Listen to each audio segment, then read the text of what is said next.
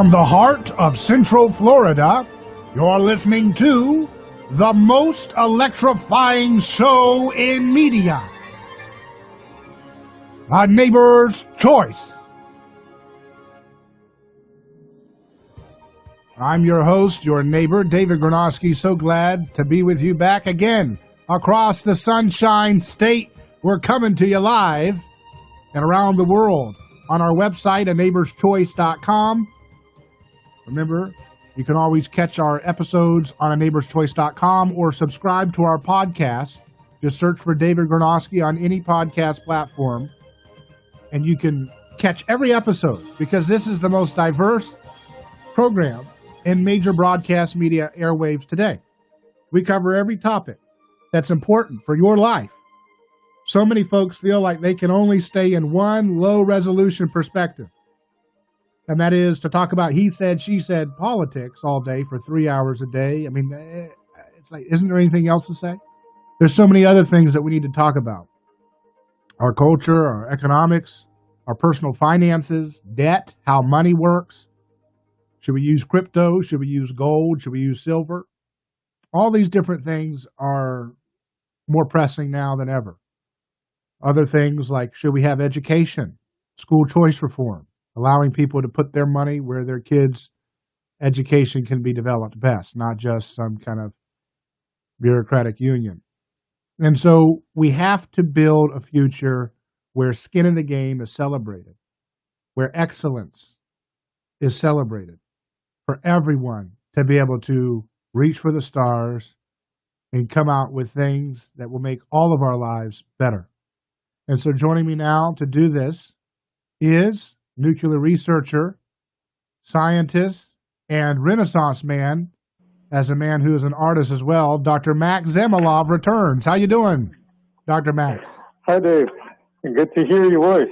Thanks for inviting me to the show. Yeah, and you join us from Florida, and we're broadcasting all around Florida and around the world. We have a growing listenership in places like Sweden and Norway and Congo and Indonesia, all over the place. It's amazing how these different media that we use today, whether it's a form of video live streaming, a form of radio, a form of podcast, all these different media are converging to create the most radical, decentralized time for news and information that humanity has ever had. It's pretty incredible, isn't it?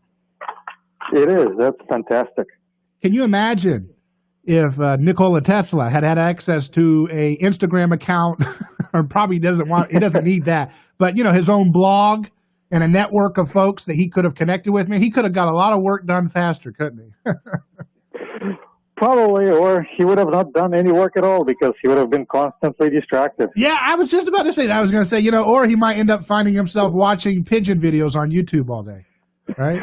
Yes, since he loves pigeons so much, right? All right. So, I like having you on, Dr. Max, because you always have a different angle on things, because you're someone that likes to make stuff. You like to work on things. You like to explore science and art.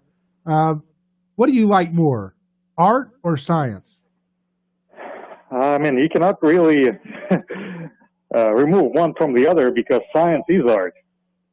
How does that? Science requires perfection. Science requires perfection. Math. Ask any mathematician, they'll tell you that they like mathematics for its beauty. And that's the same reason why we love art for its beauty. So it just takes a slightly different look at it to appreciate the beauty. But the beauty is what unites art and science. Right.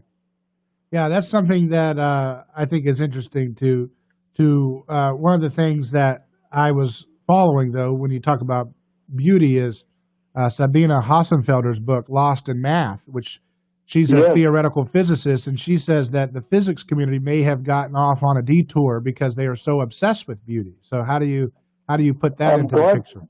You mentioned this because totally unrelated to you. I have read this book recently, and it made total sense because physics, unfortunately, has become very mathematical to the point that it's mostly math.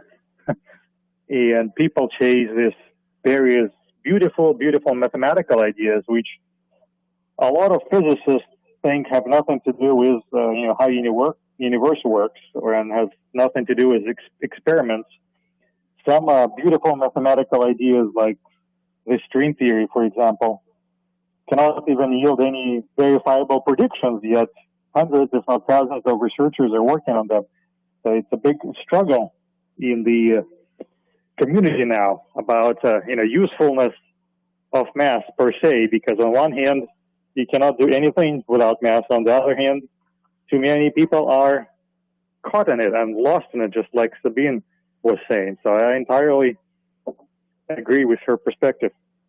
But you had folks like, again, mentioning Nikola Tesla, he was more about engineering first, math second, right? Would that be fair to say? Yes, that would be fair to say. And, one thing we've got to realize, nothing you can engineer without math. So a right amount of math is necessary for, science to be practical. In fact, when Nikola Tesla made his inventions, he didn't come up with a textbook on how to design according to his newly discovered principles of induction as applied to motors.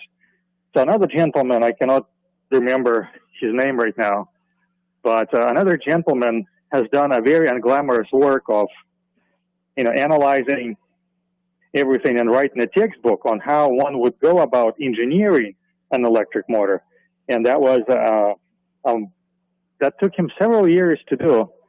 And he got recognized for his effort. And thanks to him, we can now design induction motors. So he had to do this enormous legwork, brain work of deriving practical formulas and recipes for engineers to apply. Right. Does it make sense? Yeah. So it takes all kinds of different, specialists to kind of make the big picture fill in. But I think that we need to have more polymath celebrated, people who can have multidisciplinary approach, because that's the way you can find solutions. I'll give you an example. We have on this program Dr. Thomas Seyfried, who is a biologist, professor at Boston College.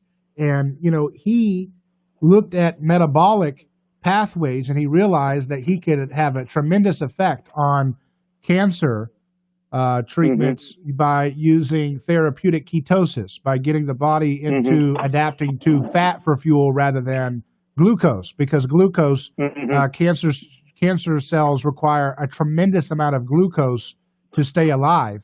And if you starve them of the glucose by eliminating glucose consumption in the form of carbohydrates, you can have tremendous effect, according to Dr. Thomas Seyfried's work at Boston College. But if you focus on a narrow frame and you go into oncology, the establishment oncology place is going to stick you into the paradigm of genetic cancer research. So you're not going to be thinking about ketosis as much. That's going to be a side thing. So that's neat. But if you shift your focus to a broader perspective, all of a sudden, a problem that seems infinitely hard and infinitely slow to get tremendous results can become a lot simpler if you look at a bigger picture perspective, Yeah, and that reminds me, because in addition to that book by Sabine, I read another book by a prominent medical researcher. He was editing, one of the big medical journals, and the book is called Not Even Trying. I can't recall the name of the gentleman, but the title of the book is Not Even Trying. And his whole point was that over the last 50 or 60 years, medical science have taken utterly wrong turn. And he claims that the real knowledge existed until 1950s. But unfortunately, that knowledge is all but lost now, and all the new knowledge that the medical science acquired, according to him, is garbage, because there was so much money and so much politics involved in medical research, where basically the honesty of a lot of medical scientists is questioned. So he has been questioning their honesty based off the proposals that he reviewed and based off the papers that he edited that were to the journal.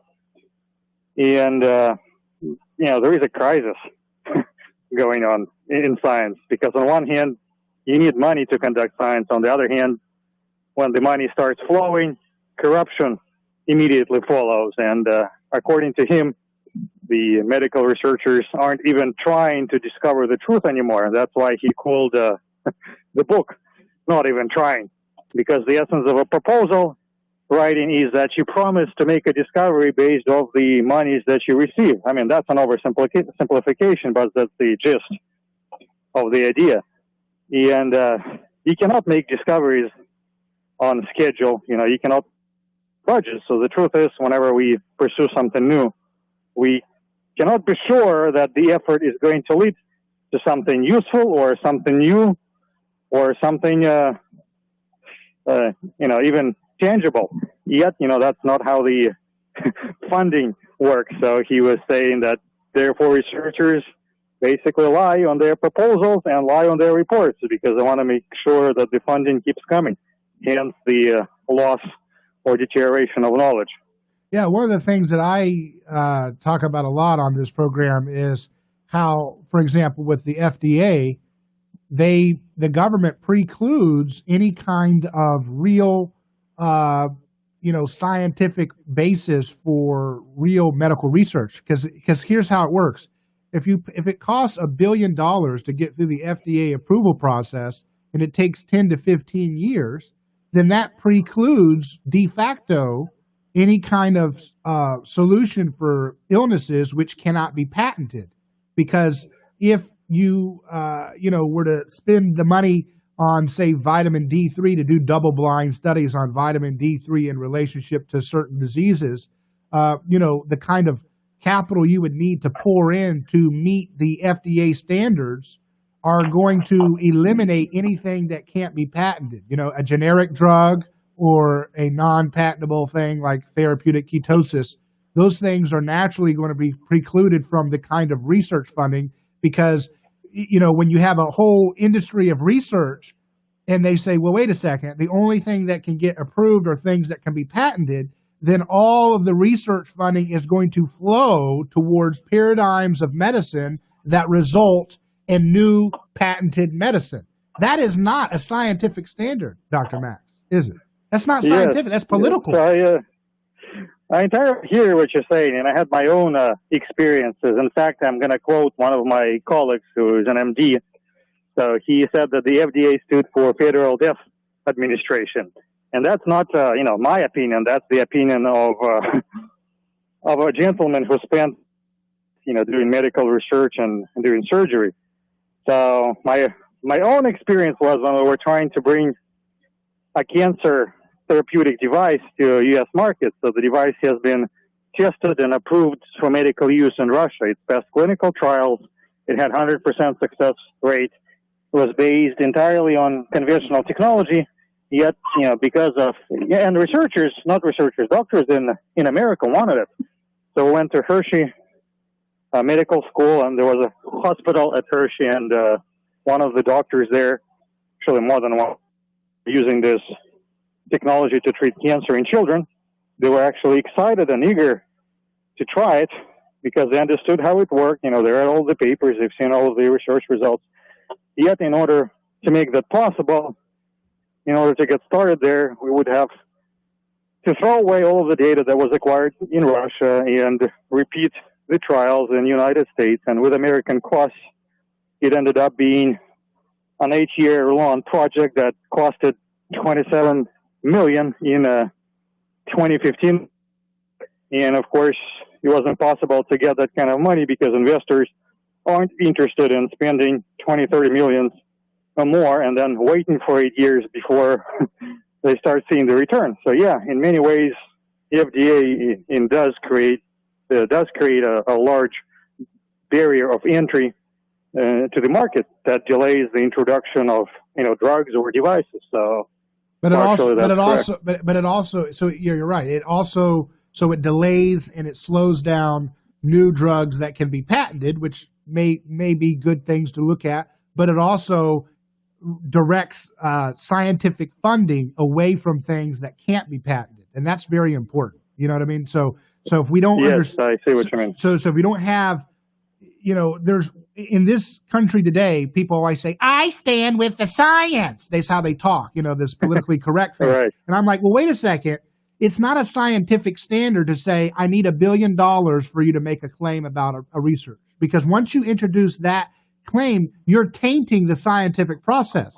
If we eliminate that political variable, then funding could more directly go in towards research that would advance a field like the metabolic theory of cancer, which uses things like therapeutic ketosis and fasting to have significant effects on very vicious late-stage cancers. This research has to be done all around the world because America has become a very anti-science political environment.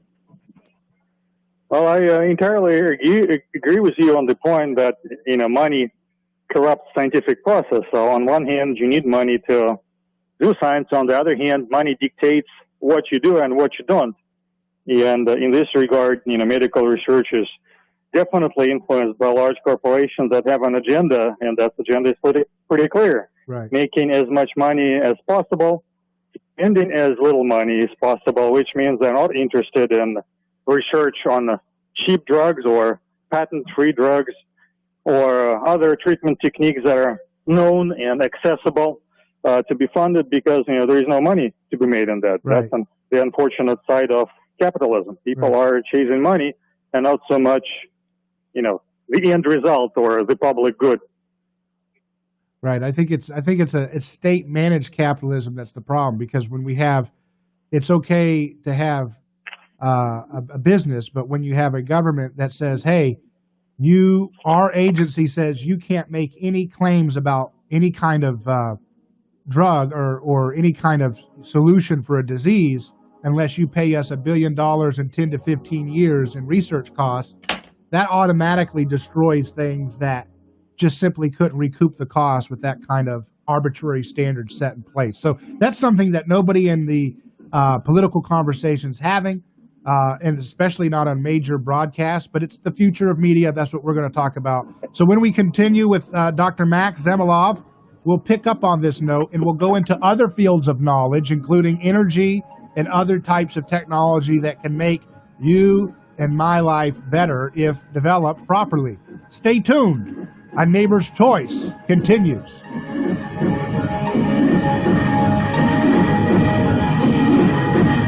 This portion of the upcoming amazing broadcast is brought to you by the law firm of Catania & Catania, award-winning personal injury, auto, and motorcycle accident attorneys, serving Tampa Bay families for over 28 years. Our monetary system is failing. Negative interest rates, growing debt, highly speculative market, and the dollar is being devalued by the Fed. Investing your wealth has never been more challenging. Who wants to earn just 1% interest annually in a savings account? There is another option, monetary metal. They pay interest on gold, in gold, with no storage costs ever. Visit interestongold.com/David. That's interestongold.com/David. Not ready to go to your favorite seafood restaurant? Get the highest quality fish for less, delivered straight to your door by Fast Fresh Seafood. Order our fresh hot snapper, grouper, mahi, and more. They're boneless, skinless, flash frozen the same day, and individually vacuum wrapped. Pick the size filet you want, the amount you want, and checkout's easy at fastfreshseafood.com. The best thing, every fish is on sale. Fastfreshseafood.com. Caught fresh for you, delivered straight to you. Stay home and stay safe. I'm attorney Young Kim. The financial problems caused by the coronavirus nightmare are not going away anytime soon. If you are behind on your credit card or mortgage payments, or bill collectors are harassing you, there are ways to get them off your back and legally wipe the slate clean. Call Consumer Law Attorneys at 888-99-FRESH for a free consultation. Learn how we can stop the bank and collection companies and help people in debt get a fresh start. Call 888-99-FRESH, 37374. Main office, St. Petersburg. David Granosky here. Let me tell you about a man named Gabriel. Every day, Gabriel puts on his boots and drives across America to make sure our store shelves stay stocked with the food people count on. See, Gabriel served our country overseas.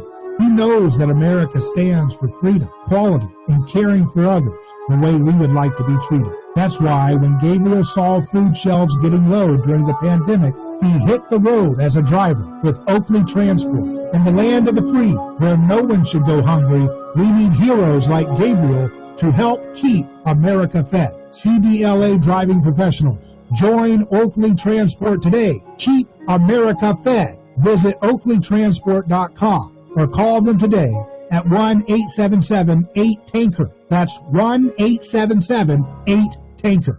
A bright future starts with a healthy lifestyle. Pinocchio, I'm a real boy! And the food pyramid will help you find the right balance of everything you and your child need. To learn more, visit mypyramid.gov. This message brought to you by the U.S. Department of Agriculture and the Ad Council.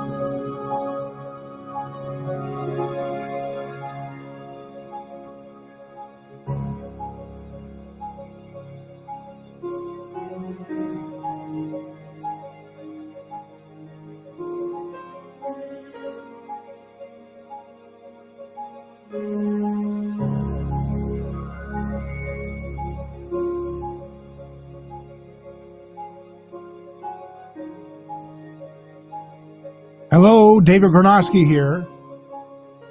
You're listening to A Neighbor's Choice. And what are we doing here? We're talking about science. We're talking about innovation. We're talking about what we can do to build the future of our country and of the world. It's important to have these conversations. You know, I can talk politics and economics like all the other talk show programs out there, the thousands of them. But we don't stay there, you know. If we stay there, that's staying in the shrunken place. That's staying in that place of low resolution. That's the place of the problem. The solution is you and I working together to build a better place for our communities, to our neighbors. You know, there's that Bible passage that says God makes the rain to fall on the just and the unjust. And I think of that when I think about what happens when an innovator does something good to advance the world. I think about that every time I think about the possibilities of having energy too cheap to meter. I think about that every time I think about the Galileos out there working to create radical breakthroughs in cancer research, non-toxic therapies that don't require massive government handouts to afford and don't require massive insurance policies to pay for. God makes the rain to fall on the just and the unjust, and we, in the image of God, have the opportunity to raise up innovators that make benefits fall into the hands of the just and the unjust, those who want to be selfish and those who want to give back. And that's a good thing, right? Because that's how you love your enemies, right? If you can give your enemy, even if they're mean, a solution to heal their cancer, isn't that what it means to be human? Isn't that what it means to love your neighbor as yourself? Isn't that how we get past these toxic political disputes? Allowing our talents to be used in the service of the greater good without requiring politics. That's what we want. Back in just a moment with Dr. Max.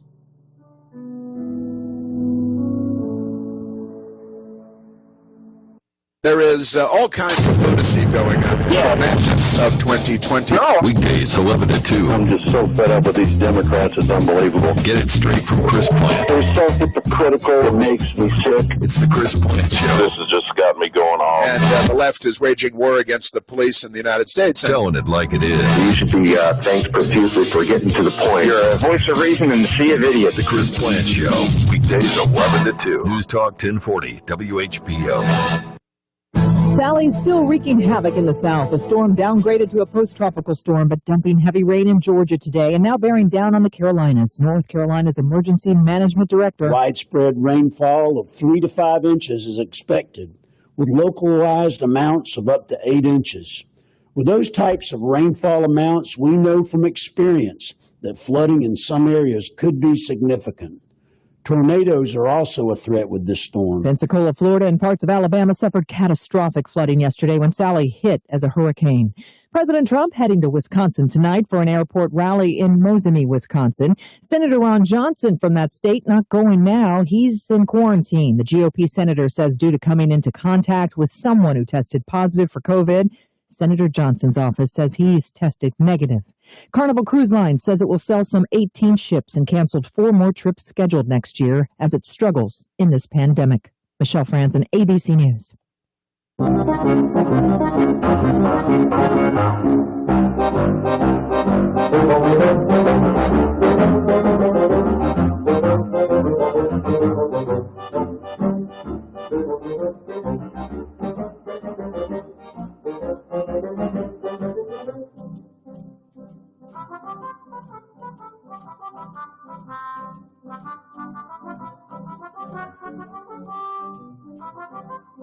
Soaring high across the Sunshine State, a neighbor's choice is exploring the things of the future.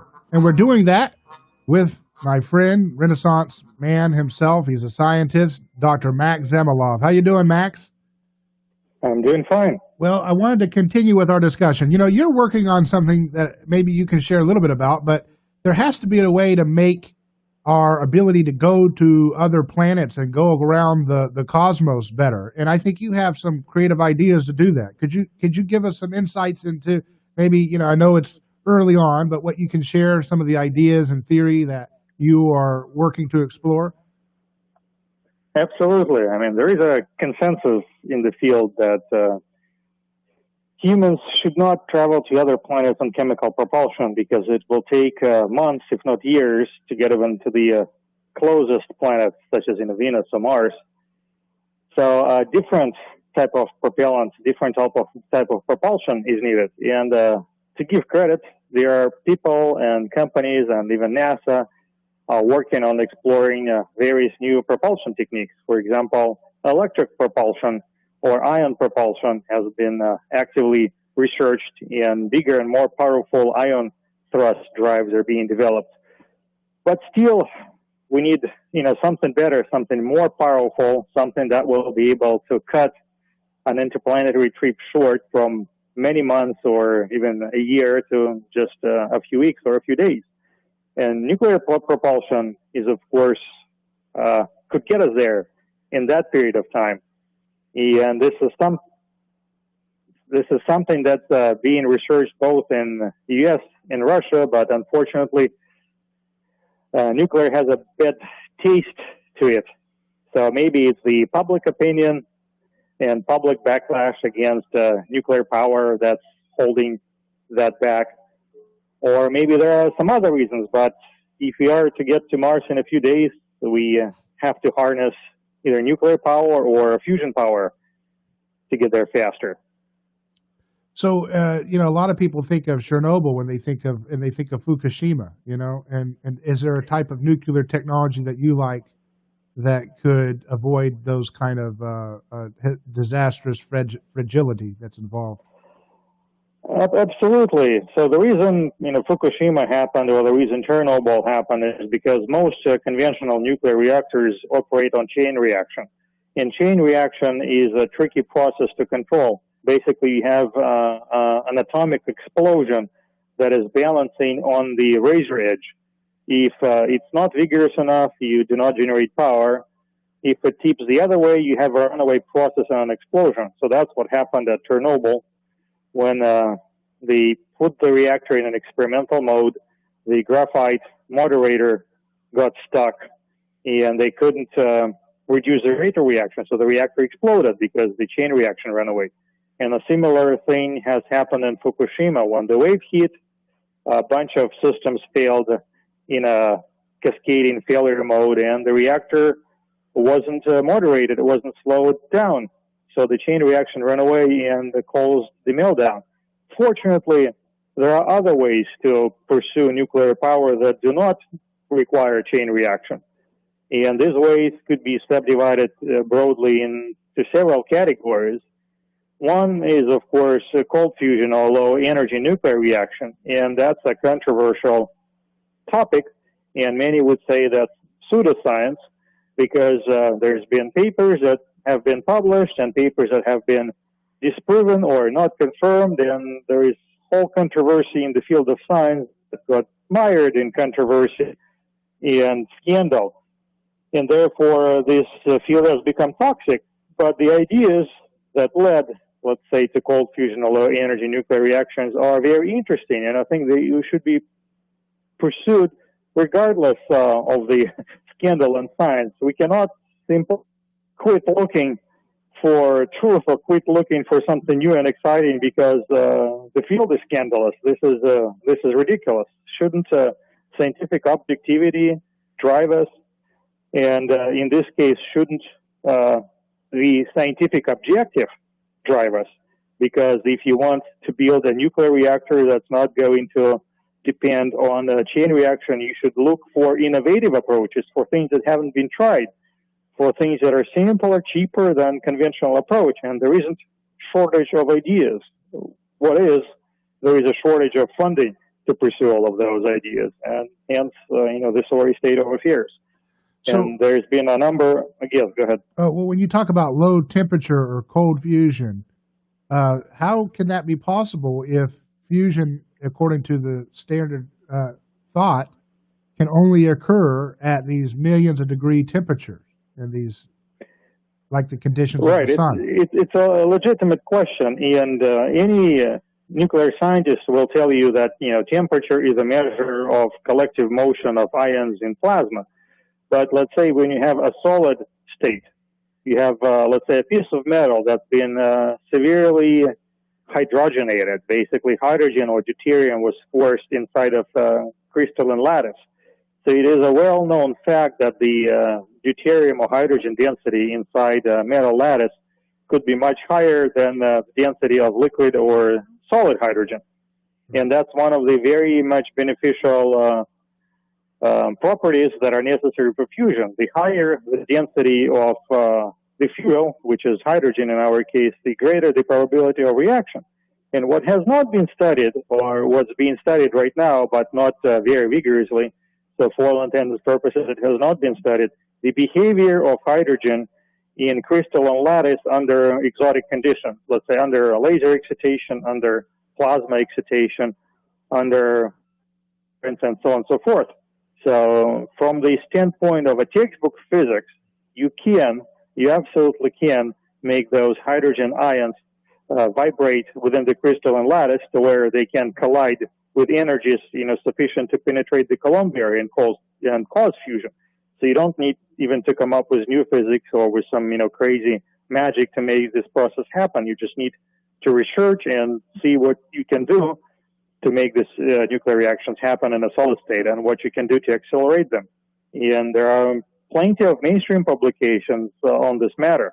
Like this year, there's been a paper published where, in a reputable journal, where researchers managed to induce fusion in deuterated metals by bombarding them with high energy and electron beam. Mm-hmm. And that was very interesting because the density of hydrogen was very high and the beam was sufficiently focused to where it could impart enough energy on dissolved deuterium in the metal lattice to make it fuse. So I think that's the approach we need to pursue. It's cheaper, it's simpler, and it's way underappreciated. I think that's where the future lies. Now, there's a related phenomenon to this low temperature nuclear energy called bubble fusion, right? That's something that you've been a particular focus on, right? Correct. And unfortunately, that's once again one of those fields that got scandalized unjustly. And I did dive deeply and did my own investigation of bubble fusion, including why the field was scandalized. And it all boils down to human nature. People fight over funding, personalities clash, interests clash. And when that happens, unfortunately, one group of scientists is trying to squash or silence the other group that is threatening to take their funding away. Right. But that politics of academia aside, the idea is entirely meritorious. There's been a number of publications that the physics of the phenomenon is more or less understood, so the fusion can happen, and it is classified as inertial confinement fusion. It's a chapter of fusion science that's well understood. So basically, solid bodies pushes the nuclear fuel, which is deuterium or deuterium-tritium mixture, pushes it together and compresses it to very high density, very high temperature, and the fusion does indeed occur.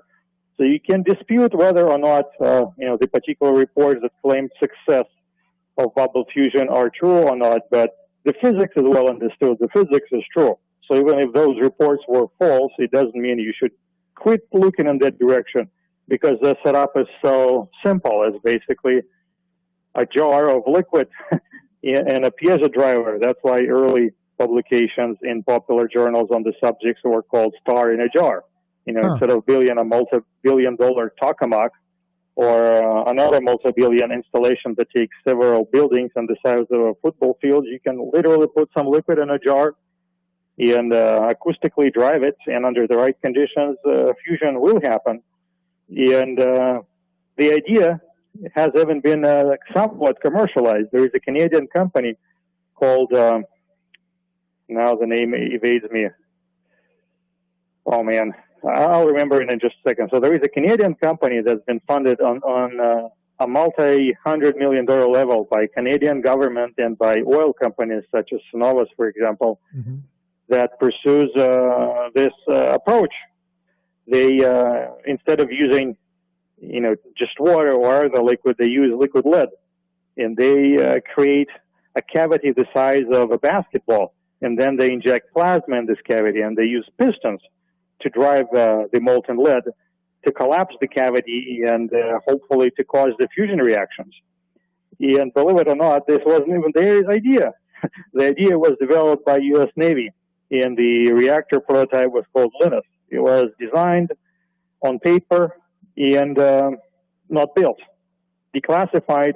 So the founders of this company, it's called General Fusion, by the way. I remember the name. So the founders of General Fusion came up across that research, thanked U.S. Navy for doing all of the groundwork, developing the theory, and basically were able to raise money to build a live version of that reactor. So this is a viable idea. Great technology just needs to be pursued. So I think the problem is there is a lack of vision, a lack of resolution in the U.S. to make cheap nuclear energy abundant and available. If that resolve existed, we would have had it already. Like when U.S. government needed an atomic bomb, they tasked physicists with the problem, and the bomb was built. So if the same resolve existed with respect to tabletop nuclear reactors that were safe and weren't bound by chain reaction, we would have had it. But unfortunately, this is not the vision of the Department of Energy, and there is no resolve to get the technology developed. So here we are. And it's because of what? Just the superstition about the word nuclear being a dangerous thing? No, I don't know. Maybe it's once again a situation where industrial and political interests dictate the agenda, or maybe purely a lack of vision. I don't know. Department of Energy funds a lot of nuclear research, so they're definitely not afraid of nuclear energy or nuclear power per se. So why they don't fund, let's say, unusual or innovative or disruptive nuclear-related projects, I don't know. That's maybe not how they operate, and I certainly regret that. Another area that is kind of interesting to think about is how we might be able to figure out using levitation to make rockets able to get out of the, our Earth's orbit, right? Faster. Can you talk a little bit about that? Yes, I'm actually glad you mentioned it, because this is something I've been working on and off for the past year. Few people realize that Earth is in fact carries electric charge, so the entire planet is negatively charged, and the ionosphere, which is high up in space, is positively charged. So we are living in a giant capacitor, which is formed by the Earth that we walk on and the ionosphere above our heads. And there is a significant electric field that permeates the atmosphere and goes through everything. And that field, among other things, helps clouds levitate. So clouds float, fog flows because droplets, they carry negative charge. And negative charge will float or levitate in a negative electrostatic field. So that's what happens. And it's entirely possible to leverage the same effect for transportation. So if you are capable of building a vehicle that will carry significant electric charge, it will float, kind of like a levitation platform in Star Wars that we see. You know, nobody is using wheels. Everybody is hauling a cart that just magically floats over ground. And that is entirely possible because Earth already provides us with the electrostatic field to do the flotation. All we need to do is to charge the vehicle, you know, with enough negative charge to counterbalance gravity, and voila. And this is all entirely possible using conventional technologies, conventional materials, and this is something I've been pursuing, you know, on and off for the past year. So thank you for asking the question. So can you kind of describe visually what that would look like for folks that are new to this idea? Oh, it will look exactly like what you see in Star Wars. Let's say you have a cart. The car doesn't need to have wheels. It could be just a platform. And then, of course, if it is just a platform, it will sit on the ground and nothing would happen. But as soon as you impart negative electric charge on the platform, like you all know about static electricity, when you wear a sweater, you rub a sweater, and you will get sparks jumping off your fingertips, right? Or Van de Graaff generator, you know, when you touch it, it will make hair stand on your head because your body receives electric charge. Mm-hmm. So static electricity, if you impart enough static electricity in this platform, it will hover above the surface because surface of the Earth is negatively charged and negative charge is repelled. So the only technical question is, how do you impart enough charge in anything for it to levitate? Well, clearly, small objects such as droplets, they don't require much charge to levitate, and that's why they do levitate. They don't fall down on the ground because they carry negative charge. So they're being pushed up by the Earth's electric field. So for bigger objects such as a platform, you need to put a bigger charge in. But it is still possible with the help of materials known as electrodes. And those materials are already commercially available and being used in electronics and microphones here and there. And they can carry significant electric charge. So this technology needs to be developed a little bit further so we can coat an entire platform with this highly charged electric material, and voila, you have levitation.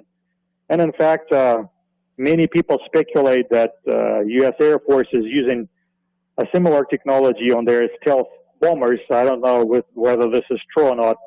It sounds like gossip, but who knows? I'm probably not the only one who figured this out. So this could help simplify our lives in different ways. What's the most exciting thing that could help and make our lives better if this technology could be understood better and used? Yeah, well, three things you can do. You can basically ditch wheels. Any kind of means of transportation would not require wheels anymore because you can make vehicles or platforms just float. And you can start by, let's say, forklifts and various warehouse equipment. Now, how would this technology work if you're flying down the road and all of a sudden a thunderstorm comes out? That's an excellent question. Weather does affect electric fields. So there would have to be some fail-safe systems because if you fly into weather, you could be in trouble.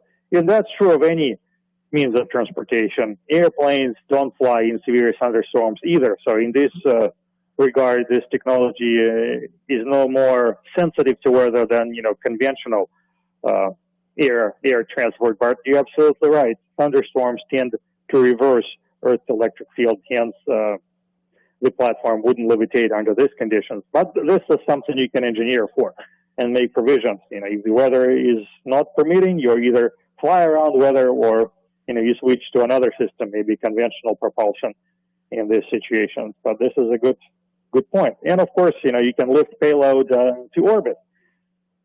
And this is something else I've been developing theoretically, that you can attach something to a rocket booster that is negatively charged. And thus you can assist liftoff and deliver a larger payload to orbit without pretty much using any additional propellant. And that's a very interesting idea to be explored further. Yeah, that would help build a lot of the things they want to build on Mars and the Moon, right? If you could have more payload. Yeah, the key problem is getting payloads to low Earth orbit, because Earth's gravity is so massive. When you launch a rocket, 95% of the mass of the rocket goes towards propellant, which is burned in the process, and only 5% at most, and maybe as little as 3 or 2% of this massive rocket is useful payload that gets delivered to orbit. And this is the key problem that makes space travel difficult, because you need to build a massive station, a massive spaceship if we want to travel to Mars, to send a significant crew to Mars. So it will take a lot of expensive rocket launches to combine this, smaller payloads into a massive ship, capable of interplanetary travel. But maybe with the help of fusion technology or with the help of electrostatic technology, it will be possible to boost the amount of weight that we can lift to low Earth orbit, and hence reduce the cost of launches and simplify the assembly process, or maybe build a larger ship that could cost more equipment, bigger crew, to make interplanetary travel safer. Well, Dr. Max, let's visualize for a moment. You've got this levitation technology developed, and you're flying high, huh? What's the song you've got playing in your speaker system on this levitation device when this happens? Probably the Flight of Valkyries of Wagner. Very good. It's always great hearing from you, Dr. Max Zemelov, and we'll continue to follow your work with great interest. Thanks for joining us again. Thank you, David. We'll continue in just a moment. Stay tuned. More A Neighbor's Choice in a moment.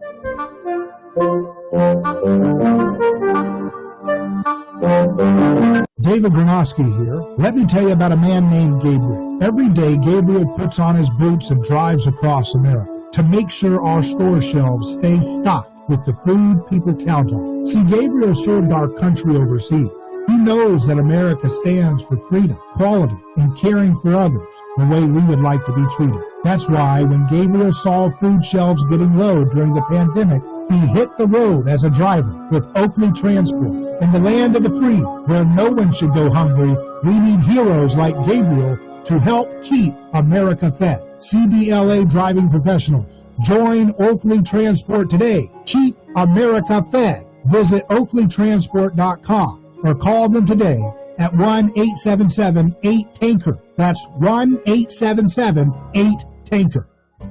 A lawsuit is not something that anyone looks forward to. It's a stressful process. There are attorneys in Tampa Bay that keep clients well informed, creating less stress. That law firm is Catania. Personal injury law is defended with full disclosure. There is no guessing game. If it's an auto accident, medical malpractice, nursing home negligence, unsafe working conditions, or motorcycle accidents, the law firm of Catania will handle the process worry-free from start to finish. Many victims don't realize they have a claim for the loss until they talk to Catania. They only represent private individuals and treat every case as if it's going to trial. Putting families first is more than just a slogan. It's their way of practicing law. It's a commitment to you. Remember, they don't get paid if you don't get paid. So go to Catania.com. Over 28 years in practice. Catania, personal injury, auto, and motorcycle accident attorneys. Catania, putting families first. Office Tampa. Not attorney spokeswoman. Not ready to go to your favorite seafood restaurant? Get the highest quality fish for less, delivered straight to your door by Fast Fresh Seafood. Order our fresh hot snapper, grouper, mahi, and more. They're boneless, skinless, flash frozen the same day, and individually vacuum wrapped. Pick the size filet you want, the amount you want, and checkout's easy at fastfreshseafood.com. The best thing, every fish is on sale. Fastfreshseafood.com. Caught fresh for you, delivered straight to you. Stay home and stay safe. Our monetary system is failing. Negative interest rates, growing debt, highly speculative market, and the dollar is being devalued by the Fed. Investing your wealth has never been more challenging. Who wants to earn just 1% interest annually in a savings account? There is another option, monetary metals. They pay interest on gold, in gold, with no storage costs ever. Visit interestongold.com/David. That's interestongold.com/David.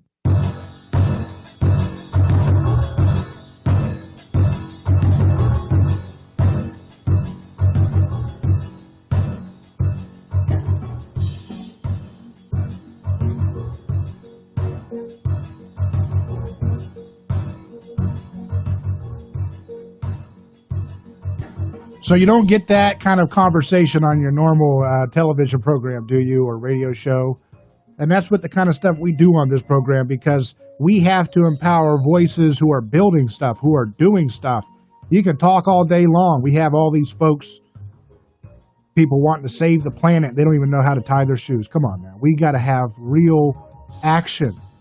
And action requires skin in the game, and it requires using wisdom and having the courage to do something that's outside of the conventional framework, because the conventional framework is not going to typically find answers that can move things forward, right? That's why it's conventional. And that's why we love hearing from scientists like Dr. Max Zemelov, and we will always continue to promote voices like his to help highlight positive stories, because isn't it great to know that there's solutions outside of politics to solving things like space travel and energy and transportation?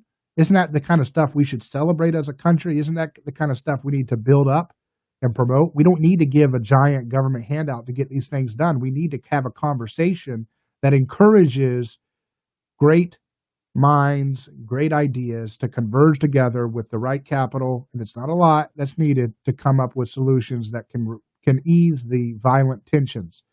Because when you lose light, here's the problem, folks. When you don't have any solutions, when you don't even know what to do, when you don't have any dreams, you're going to turn around and spend your time fighting over drama, lunchroom drama. And that's what politics is, lunchroom drama. And it's boring. We're tired of it. This is the program that you come to if you're tired of politics. That's why I'm talking to you right now. If you're tired of politics, are you tired of hearing about what Biden and all these people are going to say, and all they 50 years at the trough and can't get nothing done? It's sad. Come on. Such a boring, pathetic way to look. And that's why millions and millions of people agree with me. The young agree with me. We've got to solve big problems. We've got to roll up our sleeves. We've got to think outside the box. And that's what we'll continue to cherish and promote on this program. Listener Sonia online says, best program ever. Well, thank you, Sonia. And we appreciate you listening to the program. We appreciate support from folks like Sonia, who are ahead of the curve. They're way out leading. They're the trendsetters. They're the people who are going to really shift the culture in the right direction, because they know a good thing when they see it, and they're ready and willing to promote it in their communities and in their time online and so forth. So that's what it's all about, folks. We're building a community on A Neighbor's Choice, and it's not just radio, it's website, it's video. It'll be all kinds of multimedia. Way more to come. We've got lots of stuff in store, folks, and you don't want to miss any moment of it. So remember, go to our website, www.aneighborschoice.com. That's the letter A, neighborschoice.com.